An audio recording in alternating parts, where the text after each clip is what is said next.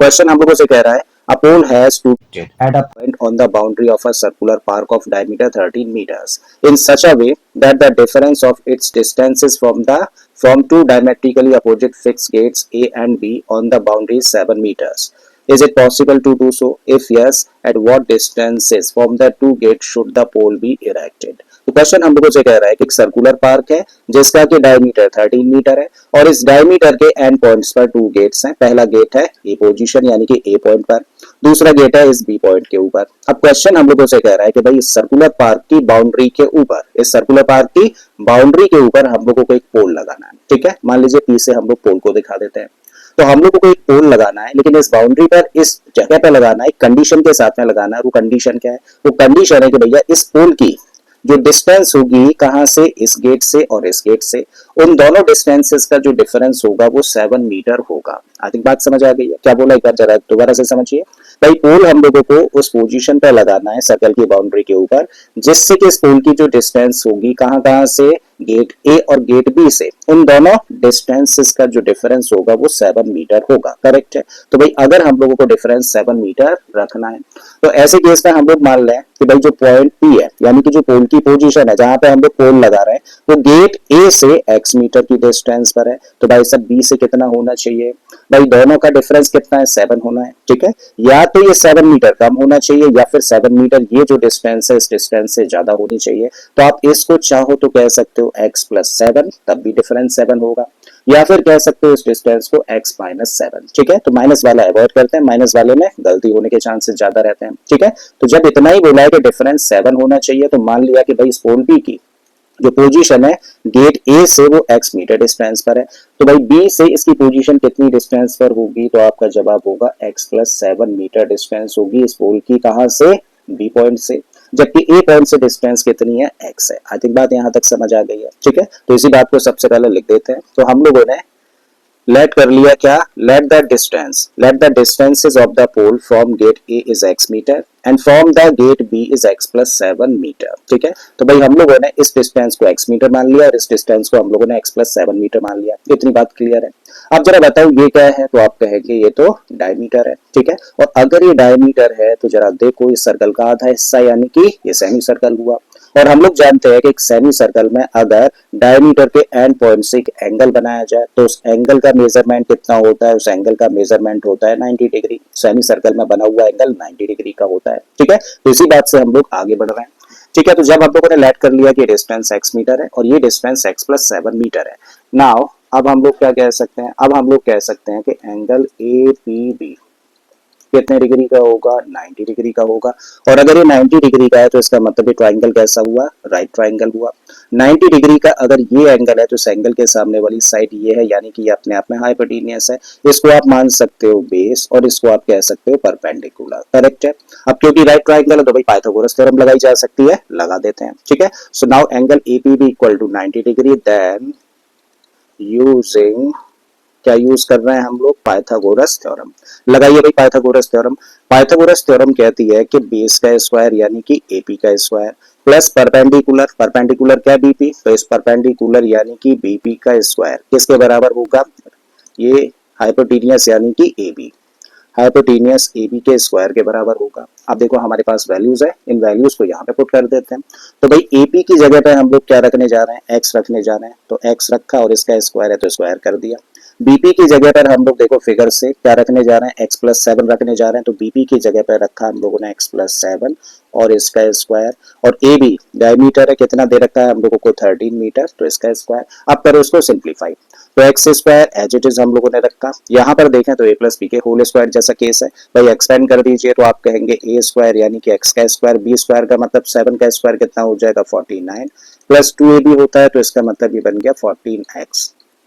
13 का स्क्वायर करेंगे तो 169 हो जाएगा। एक्स स्क्वायर और एक्स स्क्वायर मिलकर हो गया 2x स्क्वायर। इस टर्म को लिखिए तो ये है 14x, इसको लिखें तो ये 49 है। और जब इसको ट्रांसपोज करेंगे तो माइनस में आएगा 169 एंड दिस इक्वल टू 0। फिर से सॉल्व करें इसको तो 2x स्क्वायर हुआ प्लस का 14x एज इट इज हम लोगों ने लिखा। और जब हम लोग इन दो नंबर्स को सिंप्लीफाई करें तो यहाँ से क्या मिलेगा? माइनस का 120 एंड दिस इक्वल टू 0। अब इस इक्वेशन की देखो सारे के सारे तीन टर्म्स को अगर हम लोग देखें तो 2 एक कॉमन फैक्टर दिख रहा है, तो इस इक्वेशन की दोनों साइड्स को 2 से डिवाइड कर रहे हैं। जब इस टर्म को 2 से डिवाइड करेंगे तो हमें मिलेगा एक्स स्क्वायर, इस टर्म को 2 से डिवाइड करने पे मिला 7x, और इसको 2 से डिवाइड कर देंगे तो माइनस का 60 and this equal to 0। Correct है। अब हम लोगों के सामने कैसी सिचुएशन यानी कि कैसी इक्वेशन बन रही है भाई, जो इक्वेशन बन रही है उसकी फॉर्म है ax square plus bx plus c equal to 0 जैसी। और जब ऐसी फॉर्म है तो हम लोग क्या ट्राई कर सकते हैं, मिडिल टर्म को स्प्लिट करने का ट्राई कर सकते हैं। ठीक है, तो जब मिडिल टर्म को स्प्लिट करना है तो भाई हम लोगों को दो ऐसे नंबर्स चाहिए, दो ऐसे नंबर्स चाहिए जिनका के प्रोडक्ट कितना हो माइनस का 60 हो और जिनका सम कितना हो 7 हो। तो दो नंबर्स ऐसे चाहिए जिनका के प्रोडक्ट हो माइनस का 60 और जिनका सम हो कितना 7। तो ऐसे दो नंबर्स की बात करें तो भाई ऐसे दो नंबर्स में एक नंबर हम लोगों को याद आता है कितना 12 और दूसरा नंबर हम लोगों को याद आता है माइनस का 5।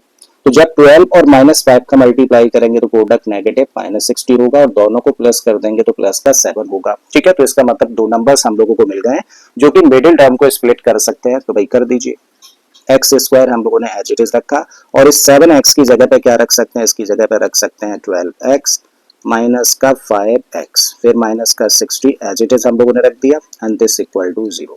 अब जरा बताओ इन दो टर्म्स में क्या चीज कॉमन है, तो आप कहेंगे x कॉमन है। चलो ले लीजिए x कॉमन, x कॉमन लिया तो यहाँ से x मिला और इस टर्म में बचेगा 12। जब हम लोग इन दो टर्म्स को देखने का काम करें तो क्या कॉमन है, आपका जवाब होगा -5 कॉमन है।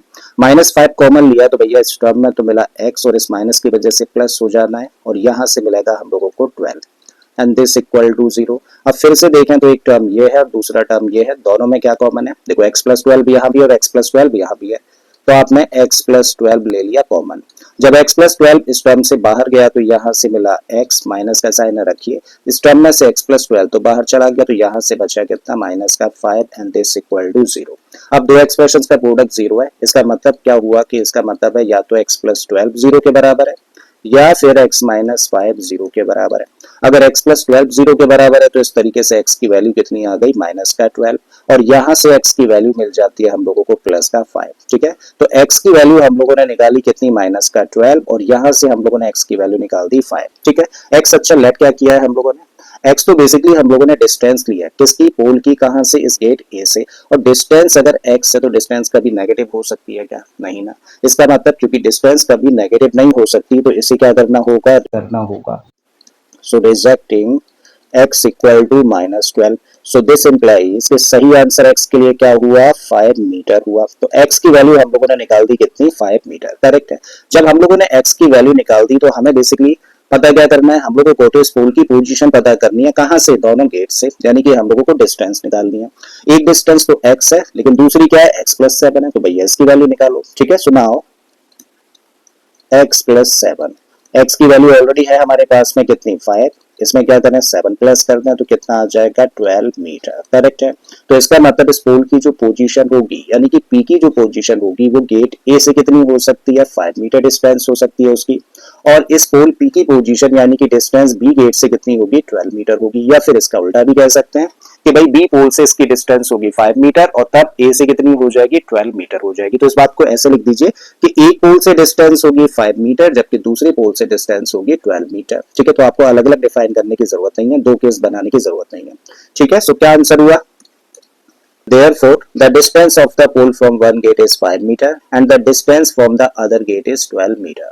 तो भाई इस तरीके से हम लोग कह सकते हैं कि इस पॉइंट P यानी कि जो पोल की पोजीशन है वो एक गेट से तो 5 मीटर की डिस्टेंस पर हो और दूसरे गेट से 12 मीटर की डिस्टेंस पर हो। तो इस तरीके से आंसर हो गया इस क्वेश्चन का। ठीक है, तो आई थिंक समझ आ गया है कि भाई इस पोल की पोजीशन यानी कि इन दोनों गेट से इस पोल की डिस्टेंस क्या होनी चाहिए, तो एक गेट से तो 5 मीटर की डिस्टेंस पर होना चाहिए और दूसरे गेट से 12 मीटर की डिस्टेंस पर होना चाहिए। ठीक है, तो आई थिंक ये क्वेश्चन आप लोगों को समझ आ गया है।